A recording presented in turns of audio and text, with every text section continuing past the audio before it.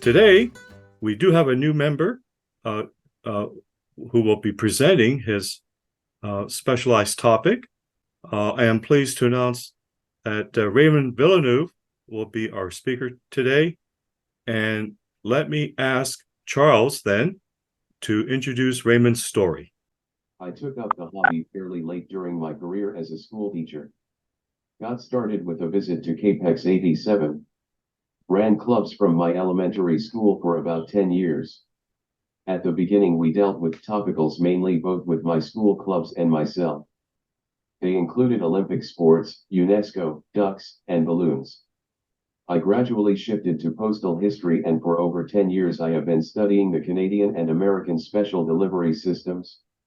I have been a past president of the Ottawa Philatelic Society, a member of the committees for ORAPEX, CPC 2022, NAPEX, and I have been a member of the Calgary Philatelic Society since 2016. The items in this presentation are part of my exhibit of the various special delivery forms and labels used in Canada. It probably is the most comprehensive collection of these forms and labels in the country. Presenting Canadian Special Delivery Forms and Labels is one of our newest members, Raymond Villeneuve. Raymond? Thank you, Charles. Thank you, Andrew. Good evening, everybody. The items here are all based on my exhibit from last Bean Apex in Calgary, October 2022. And so I've condensed the items to show tonight. This study of Canadian Special Delivery Service, first of all, somehow attracted me because of for the number of the variety of cancels, postmarks associated with the service, and eventually the labels also. And so what we're looking at, again, I'm basing myself on the Canadian Special Delivery book by Davis. The various the number of forms, all identified as SD and a number 1 to 11. The ones in bold are the ones I'll be showing you tonight. The other ones, like SD1, SD2, 3, were really for internal purposes. Then they were never accessible by the public. As the 6, I'll make a correction here. It really was an acknowledgement form used by the carriers, the special delivery carriers. Now, I say this again: the special delivery service was probably the most efficient or fastest way of getting any mail delivered, and especially for a number of years, they had their own messengers dedicated to this service on top of the regular postal carriers. And finally, the ones SD 9, 10, and 11, which came in late in the service, or I should say midway through the service in 1945-49, were forms used to record signatures, which had been required from messengers and carriers for any special delivery item right up to 1923. And these were kept in the carriers and messengers would we have a little black book with all this information, but eventually, so these I never saw any and are not part of this presentation. So these are the items we'll be looking at: SD1, 4, 5, 7, and 8. tonight, all the ones that somehow made it to the public, to collectors like myself. And if it seems to be items that are not really philatelic, well, in my view, they're part of the special delivery service, and that's why I was attracted to collecting them. So, looking first of all at the SD1, the label, which was issued first in 1939. I divided in four types, and you will see under type 1 columns the number of issues. There were 2 in 1939, and then 41, 2, 3. The years that are skipped, say between 46 and 49, and then between 50 and 55, were either haven't been found, are either missing or unknown to exist for those years.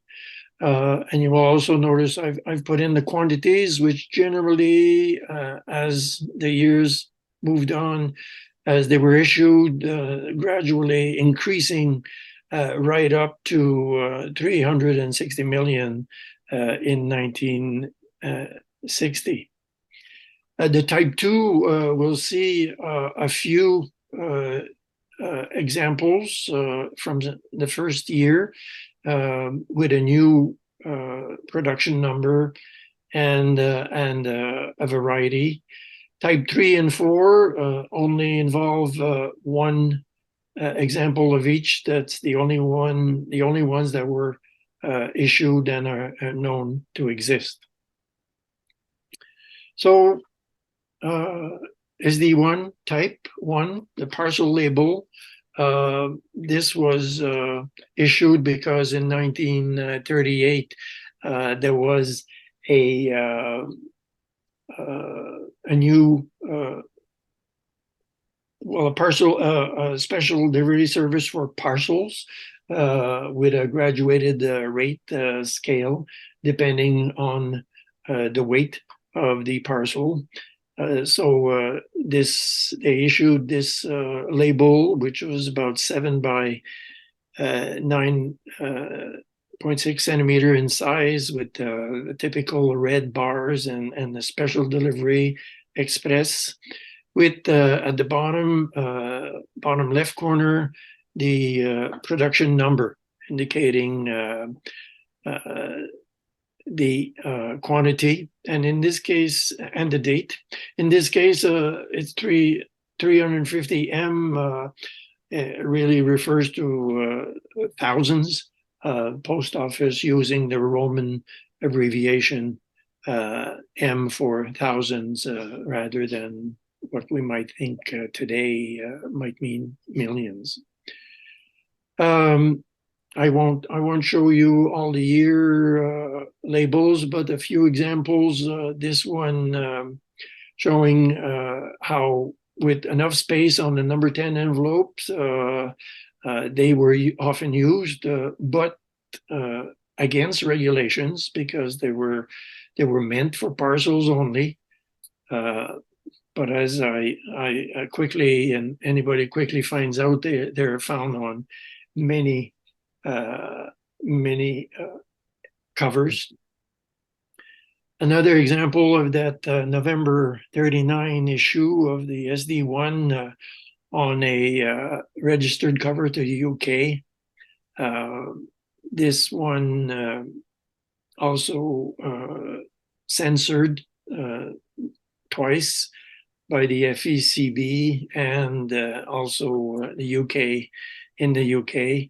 Now, of course, the special delivery service was only good to Halifax or wherever it left the country, as other special delivery to international destinations in those early years. Here's 1942, September 42 issue of the SD1 on a parcel or a piece of parcel wrapping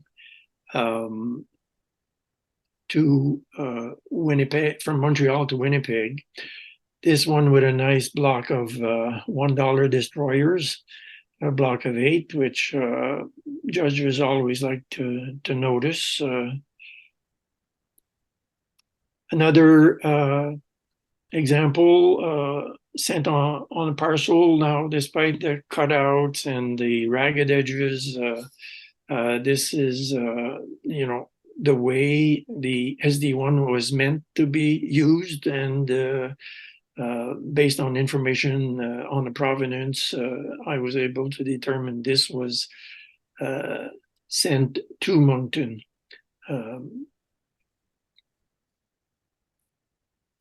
Another example of the June 1944 issue of the SD1, and with now 175,000 being printed on this cover to the US.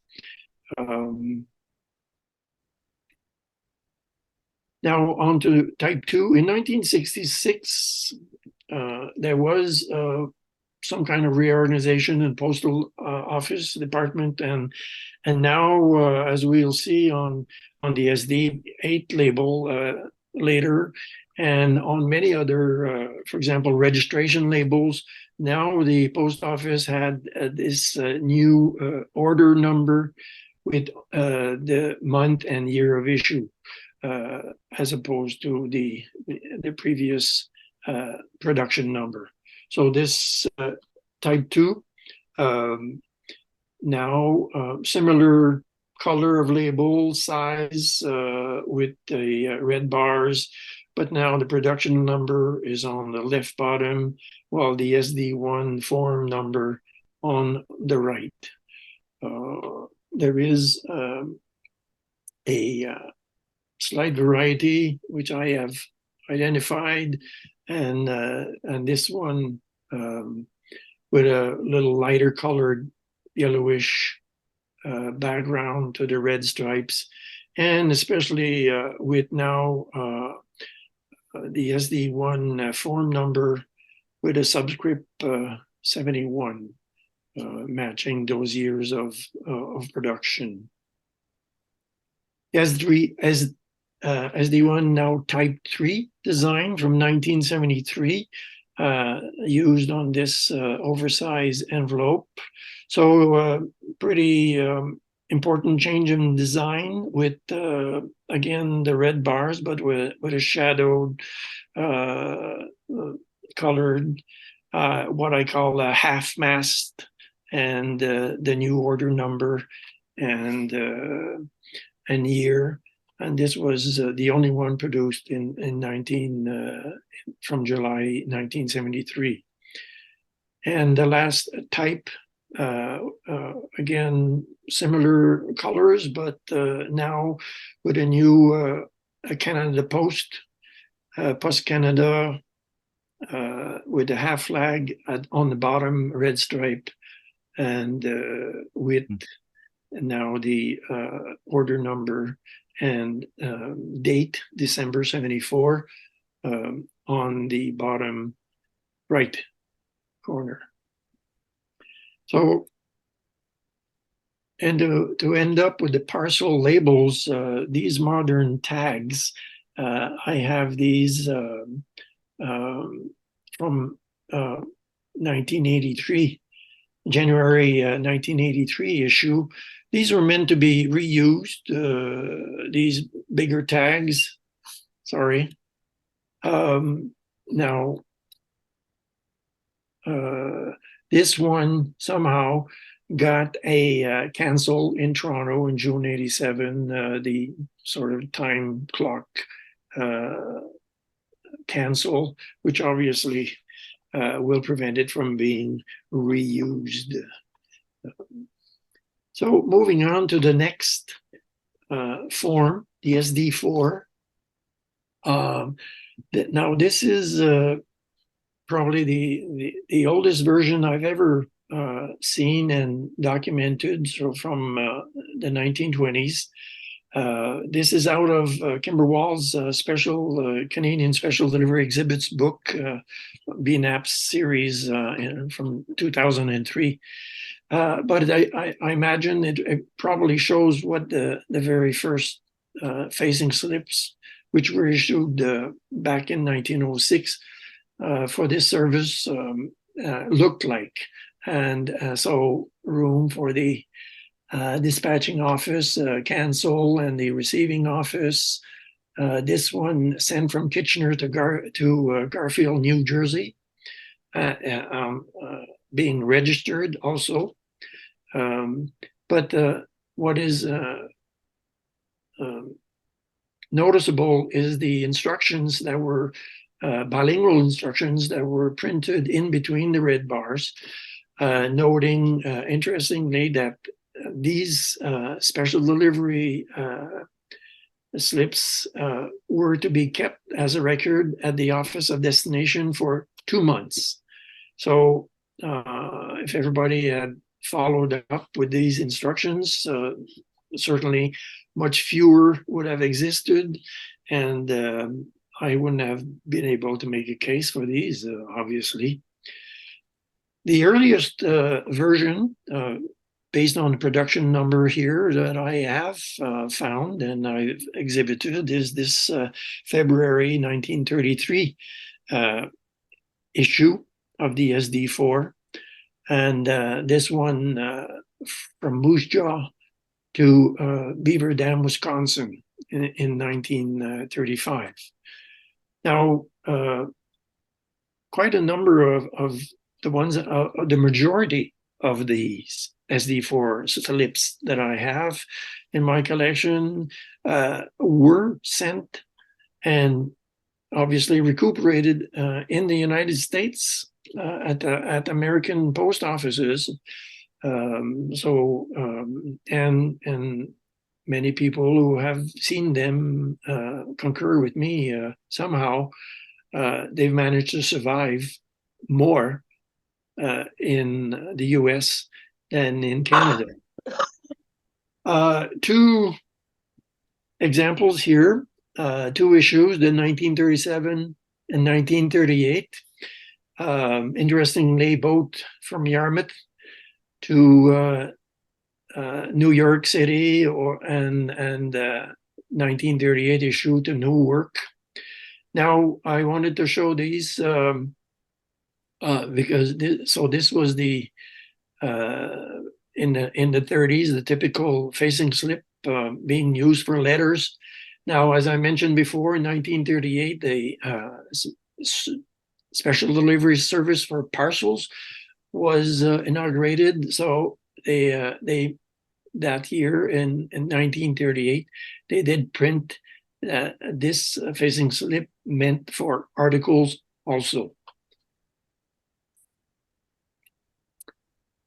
Now, some of the, and this is one of the latest acquisition where they were recovered from domestically, or rather, no, I'm sorry, this was also issued from Nova Scotia, but to the US. But to find a cover, in this case, a censored cover from 1942, with the wrapping, the facing slip still wrapped around, is a bonus, and it's fairly rare too. Another example, one OHMS cover sent from St. John, New Brunswick, to Jasper, and then forwarded to Prince George. And in fact, there was a note attached in the cover, a note from the sender asking the recipient to maybe keep those two together as a interesting item for a future collection, and I wholeheartedly agree. And this fairly unusual, package of special delivery, two covers addressed to Newfoundland, to St. John's. Now, I say unusual because, well, first of all, thanks to the air service inaugurated to Newfoundland, or between Newfoundland and Canada or America, more of these were allowed to circulate, but there were no formal agreement between Canada and Newfoundland as a British colony at that time, and none has been really found yet. So along with a few other special delivery covers which traveled without these phasing slips to Newfoundland, this is a fairly scarce situation there. And finally, in the 50s and 60s, these phasing slips became just more with similar designs, but with now instructions to reuse these slips for material. But gradually, the other labels took over, despite, again, the post office instructions that these phasing slips should be used to wrap any special delivery item in the postal bag that was traveling on, and so that they could be visible and dealt with promptly on arrival at the destination post offices. Now moving on, or before we move on to the SD5 form, this hand stamp on this cover to Winnipeg from Moosehorn, Manitoba, this hand stamp, not in, notice left. The notice referred to is referring to the SD5 form. I know this because there was an experiment done in Hamilton, Toronto, and Winnipeg for a few years before putting out the form. And carriers agreed that if there was a hand stamp like this, which referred to the form, then it would alert the recipients, the addressees of this item. So I managed to find this cover, which confirms that there was this trial use of this hand stamp referring to this form. This January 1944 edition of the SD5 was introduced, which was introduced in 1925. And you will notice it practically covers this small drop letter from London. But I draw your attention to the login number 1064, usually appearing on the front of the cover, and that was written in on the form, so that the addressee could eventually return this to acknowledge receipt of the special delivery item.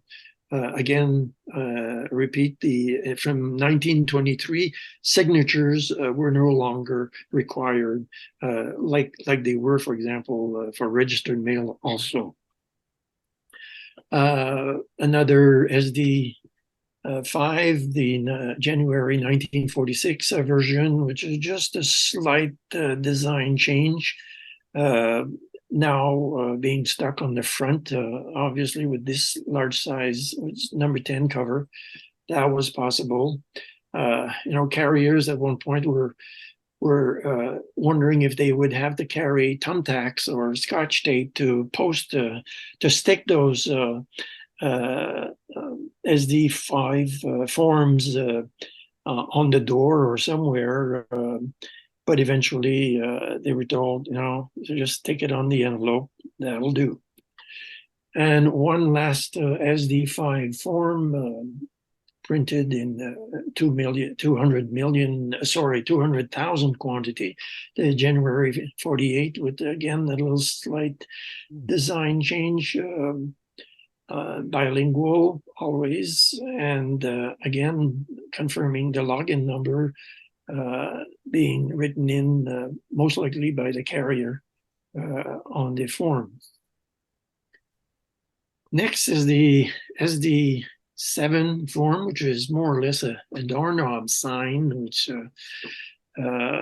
these are two versions of the 1978 issue with a slight design variation. The one on the right having been completed by the addressee who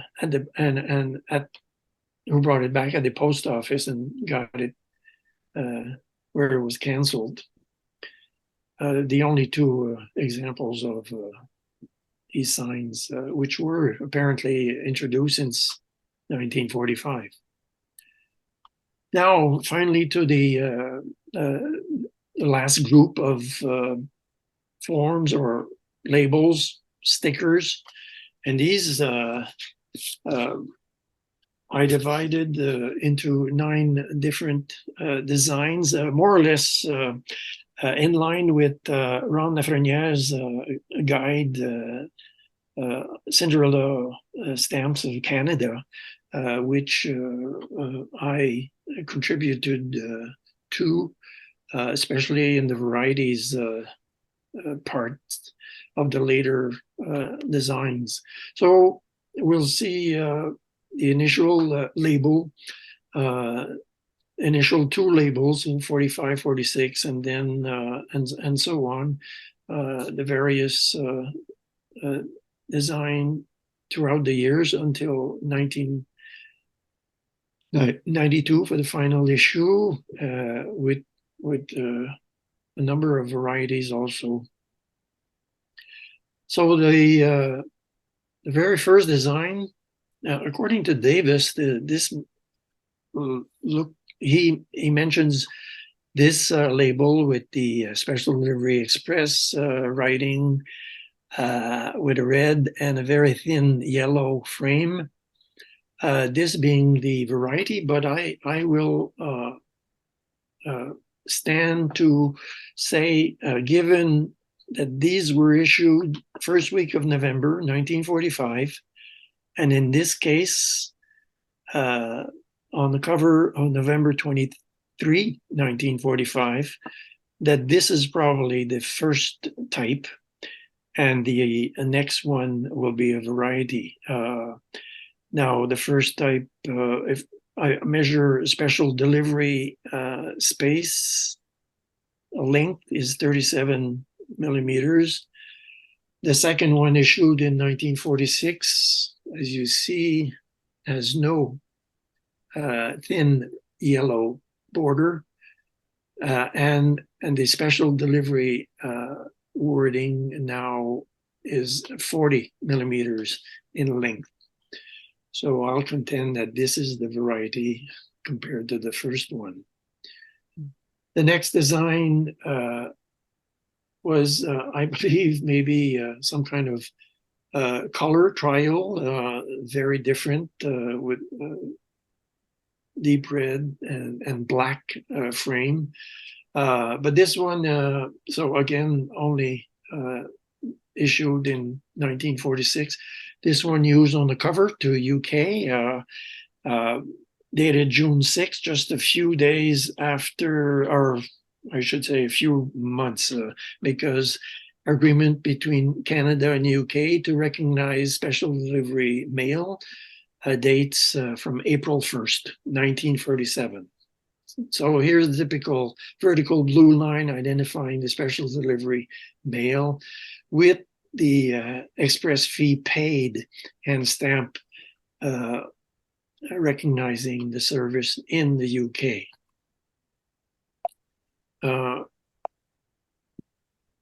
Next, design 3,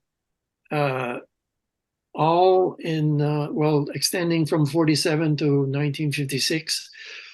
These generally shades of maroon with white lettering for the Special Delivery Express, and the production number, the form SD8, and date of production.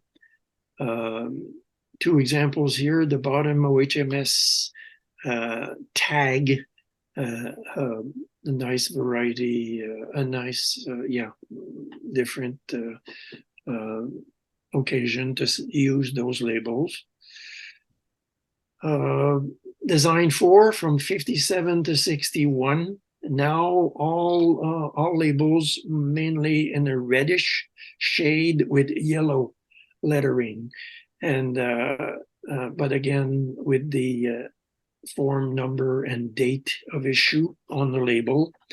This cover from Hamilton to San Francisco, I'll bring your attention to 3 different, it was also a registered cover, and despite what many people wanted with the registration, it actually slowed down the special delivery process and service, but it certainly makes for a nice extra service cover. But I bring your attention to the 3 different American or US postal hand stamps on this cover to recognize the fee paid and the attempted delivery. And this last one on the bottom right, and a notice for this mail was left with special delivery service when it was attempted. So this confirms with me that the US service also probably had a similar SD5 form notice of acknowledgement left with the mailed item. Design 4, I know I mentioned there would be some varieties in here between the 59 issue and the 1960 issues. It may be hard to see some dashes are used in between the date and the month, the day, month, and year. And dots are used in the 1960 issue. This 1960 issue uses a thin lettering compared to the thicker lettering. Again, I mean, you may think this becomes fairly debatable, but after looking at hundreds of these labels, there are ways to spot them. Design 5, 1966. And as I mentioned before, in 1966, the Post Office Department reorganized their numbering systems, and now we have a new production number, and with a slightly a date now only with the month and the year, 1966, on this Sudbury drop cover, which shows also one of the numerous special delivery cancels that are out there, the variety in each city and post office. That's another story. Design 5 also has a number of varieties in thickness and of the writing, thick and thin varieties.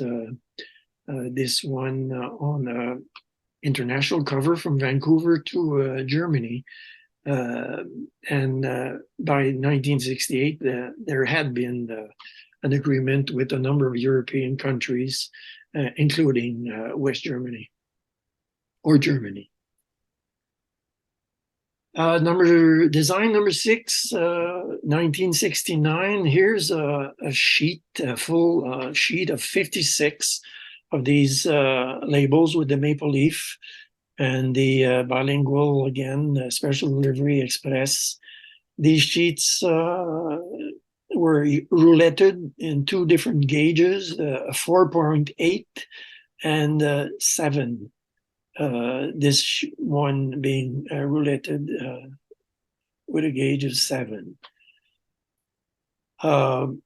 Design 7, the only 1-year production, 1973.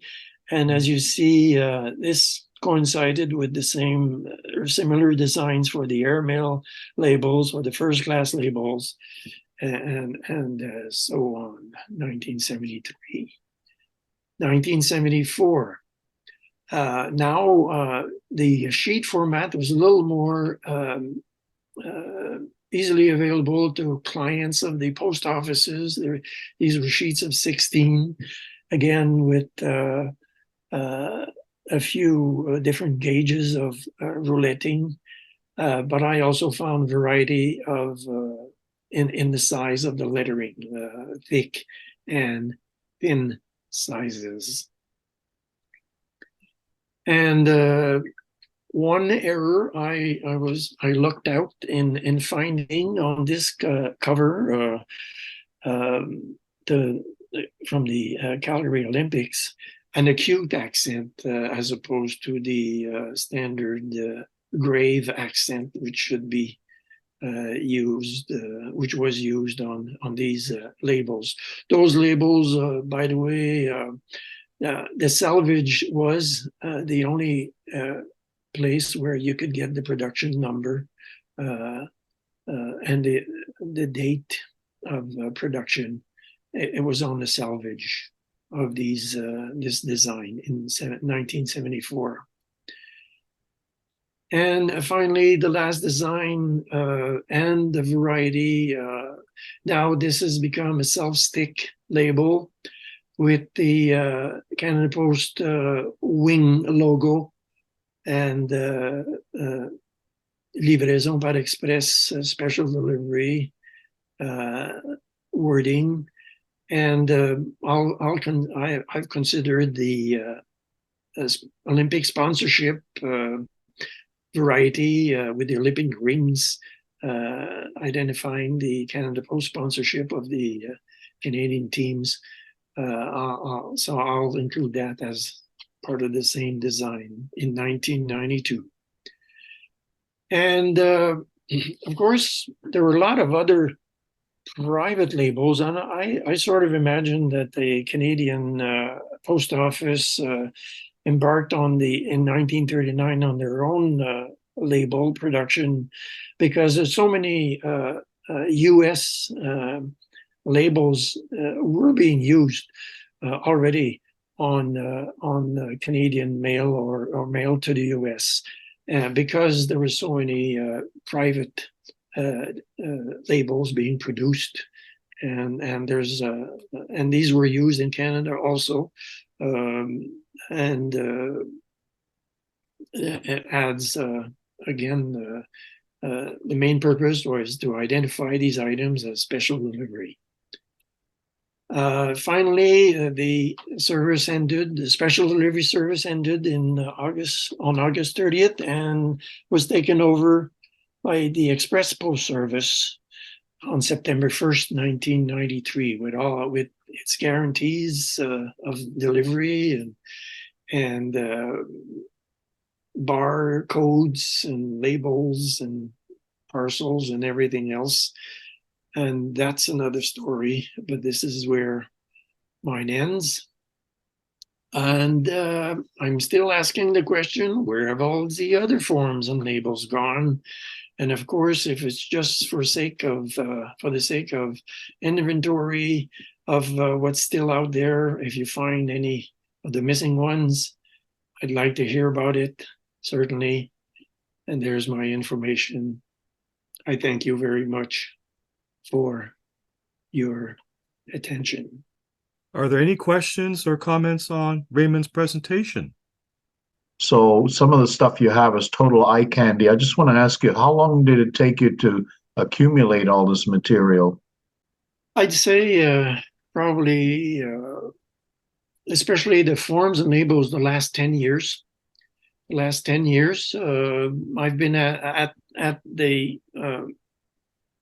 smaller, more common labels and the letters for about 15 years. But those especially those parcel items, yeah, I'd say in the last 5 to 8 years, where I was able to find some of those exhibit quality pieces.